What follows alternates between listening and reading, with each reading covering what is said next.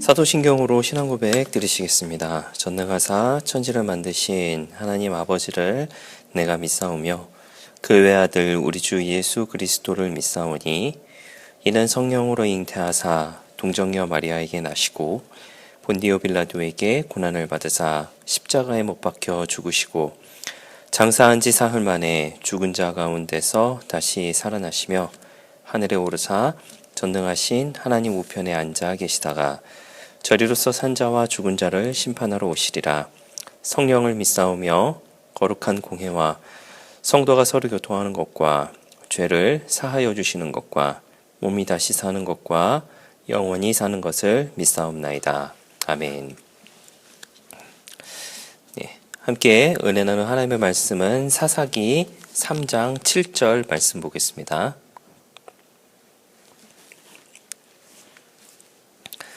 사사기 3장 7절 말씀 같이 보시겠습니다. 말씀을 읽어드리겠습니다. 이스라엘 자손이 야훼의 목전에 악을 행하여 자기들의 하나님 야훼를 잊어버리고 바알들과 아세라들을 섬긴지라. 아멘. 네, 할렐루야. 오늘 저는 본문의 말씀 가지고 이제 함께 말씀의 은혜를 나누기를 원합니다. 사사기에는 이제 여러 명의 사사가 등장을 합니다. 그 사사의 뜻은 지도자라고 하는 뜻도 있고 또 재판관이라고 하는 뜻도 이제 존재를 합니다. 사사기의 그 루틴에 대해서 이제 지난 시간에 좀 잠깐 말씀을 드렸었는데 사사기의 루틴은 거의 이제 반복적으로 이루어지고 있습니다. 그때마다 이제 하나님께서 이제 사사를 세워주셔서 이스라엘 백성을 이제 구원해 주시고 그 이스라엘 백성들이 다시금 이제 하나님 앞에 돌아오게 하는 그와 같은 일들을 이제 진행을 하시죠. 오늘 본문에서는 이제 첫 번째 사사인 이제 온니엘이 등장을 하게 됩니다. 그것에 대한 시작이 오늘 읽으셨던 본문의 말씀인데요. 사사 온니엘이 이제 세워지게 된 그 배경이 오늘 읽으셨던 본문의 말씀입니다. 하나님의 목전에서 악을 행하고 하나님을 잊어버리고 바알들과 아세라들, 즉 이제 우상을 숭배했다라고 하는 것이죠. 그 우상 숭배를 하는 그 모습을 보면서 우리는 이렇게 생각하실 수 있어요. 분명히 이스라엘은 여호수아 때까지만 하더라도 하나님의 이끌림을 받았는데 또 40년의 광야 시간 동안에서도 하나님의 인도하심과 또 하나님의 채워주심을 경험을 했는데 어찌하여서 그와 같은 일들을 하는가라고 하는 걸 생각할 수 있겠지만은 오히려 이제 정착 생활을 하면서 이제 자신들의 힘으로 무엇인가를 얻어야 되는 상황이 이제 발생을 하게 되는 거죠. 그리고 이 앞전에는 또 이제 그런 말씀이 등장을 하게 되는데 당시에 있었던 아모리 족속, 가나안 족속, 헷 족속, 아모리 족속, 브리스 족속, 히위 족속, 여부스 족속들과 함께 거주하면서 이제 그들의 자녀들과 결혼하게 되는 그런 상황에 맞닥뜨리게 되자 그 결혼을 하면서 그들의 신들을 동시에 같이 섬기게 되는 그런 상황이 이제 발생을 하게 됐다라고 하는 것이죠. 그럼 이제 다른 신을 이제 섬기기 시작하게 되는데 왜 다른 신을 섬기게 됐느냐? 결론은 아주 간단합니다. 그냥 그것이 좋아 보였기 때문이다라고 하는 것이죠. 그것이 좋아 보였기 때문에 특히나 이제 바알과 아세라는 이제 풍요의 신으로 좀 알려져 있거든요. 그 풍요의 신들이 굉장히 좋아 보였기 때문에 이제 그와 같은 우상 숭배에 대한 모습을 그들이 보이게 되었다라고 하는 것이죠. 그러던 중에 메소포타미아 왕 구산 리사다임으로 인하여서 이제 8년 동안의 이제 고통을 이제 당하게 됩니다.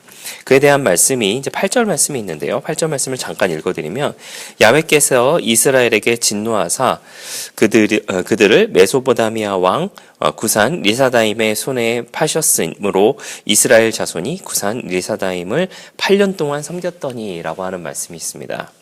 8년 동안 굉장히 어려운 가운데 또 8년 동안 굉장히 힘든 가운데 처해 있게 되었다라고 하는 것이죠. 그러던 중에 갈렙의 조카이자 사위였던 온니엘을 하나님께서 이제 사사로 세워주시게 됩니다. 10절 말씀에 보면은 이렇게 되어 있습니다. 야훼의 영이 그에게 임하셨으므로 그가 이스라엘의 사사가 되어 나가서 싸울 때에 야훼께서 메소포타미아 왕 구산 리사다임을 그의 손에 넘겨 주심에 온니엘의 손이 구산 리사다임을 이기니라라고 이야기하고 있습니다. 여기서 우리가 주목해 봐야 할 그 구절이 있는데요. 그것이 뭐냐면 10절 초반에 있는 야훼의 영이 그에게 임하였다라고 하는 것을 이야기합니다. 이것은 이제 다른 말로 이야기했을 때 이제 성령이 그 가운데 함께했다라고 이렇게 주로 평가를 하게 됩니다. 성령이 그 가운데 함께하게 되니까 사사가 되었고, 그리고 싸울 때에 승리하게 되는 그와 같은 모습을 보여지는 것이 온니엘의 모습이었다라고 하는 것이죠.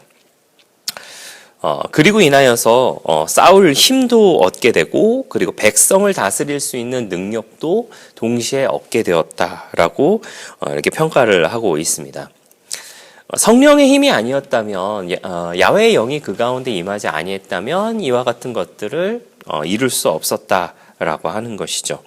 그리고 나서 11절 말씀에 그 땅이 평온한 지 40년에 그나스의 아들 온니엘이 죽었더라라고 하면서 그 후로 40년간의 평화의 시대가 있었다라고 하는 것을 우리는 알 수 있습니다.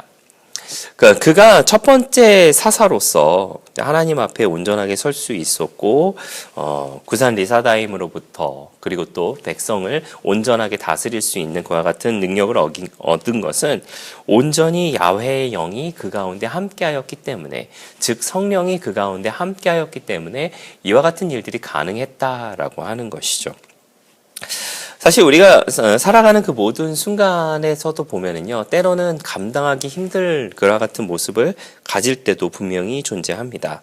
그럴 때마다 저와 여러분은 어떻게 해야 될까요? 더욱더 하나님을 의지해야만 할 것이며, 주님의 영이 저와 여러분 가운데 함께 임할 것을 간구하면서, 그리고 그 주님의 영으로 말미암아 세상을 살아가는 힘과 또한 모든 것들을 넉넉하게 이길 수 있는 지혜를 저와 여러분이 얻으며 살아가야 하지 않을까라는 생각을 하게 됩니다.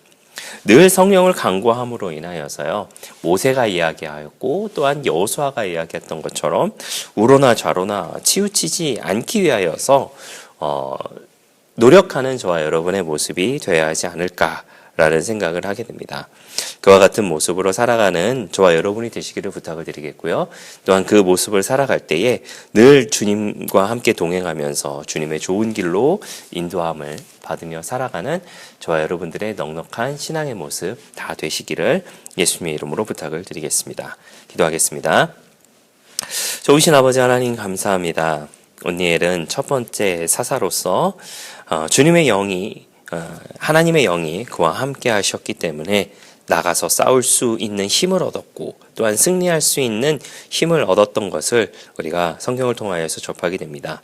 그리고 백성을 다스릴 수 있는 능력도 함께 얻었다라고 하는 것을 우리가 기억하게 하여 주시고, 우리도 늘 주님의 성령을 간구하고 또 주님의 성령과 동행함으로 인하여서 오로나 좌로나 치우치지 않고 온전히 주님만 바라보면서 주님께 이끌림 받은 복된 삶을 살아가는 우리 모두가 될 수 있도록 함께하여 주시옵소서. 그와 같은 모습으로 살아갈 때에 하나님의 기쁨되며 살아가는 우리 모두가 되게 하여 주시옵소서. 감사를 드리며 예수님의 이름으로 기도하였습니다. 아멘. 주기도문으로 마치겠습니다. 하늘에 계신 우리 아버지여, 이름이 거룩히 여김을 받으시오며 나라가 임하시오며 뜻이 하늘에서 이루어진 것 같이 땅에서도 이루어지이다.